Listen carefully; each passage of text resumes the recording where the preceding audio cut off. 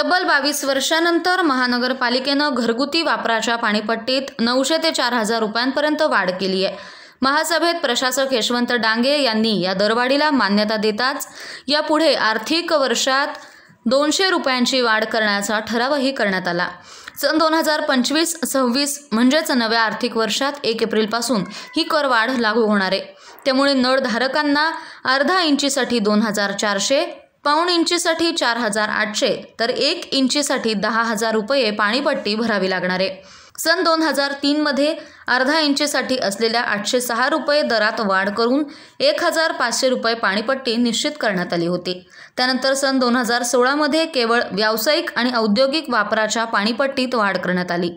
घरगुती पाणीपट्टी वाढवण्याचा प्रस्ताव सन 2018 पासून सातत्यानं फेटाळण्यात आला। प्रशासक नियुक्तीनंतरही निवडणुका असल्यानं हा विषय टाळण्यात आला। तब्बल 22 वर्ष पाणीपट्टी वाढली नसली तरी दुसरीकडे पाणी पुरवठा योजनेसह वितरण व्यवस्थेवर होणारा खर्च वर्षाकाठी सुमारे 40 कोटींवर पोहोचलाय। त्यामुळे स्थायी समितीनं घरगुती पाणीपट्टीत दुपटीनं वाढ सुचवली होती। त्याला आमदार संग्राम जगताप यांच्यासह सर्वच राजकीय पक्षांच्या पदाधिकाऱ्यांनी विरोध सुरू केला। त्यामुळे प्रशासक डांगे यांनी 3000 ऐवजी 2400 रुपये दर निश्चित केला। शहरातील आणि हद्दीबाहेरील नळधारकांना मीटरद्वारे होणाऱ्या पाणीपट्टीच्या दरातही वाढ करण्यात आली आहे।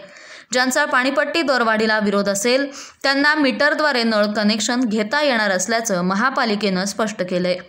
नवीन आर्थिक वर्षात येणाऱ्या बिलांमध्ये नव्या दरानुसार पाणीपट्टीची आकारणी केली जाणार आहे।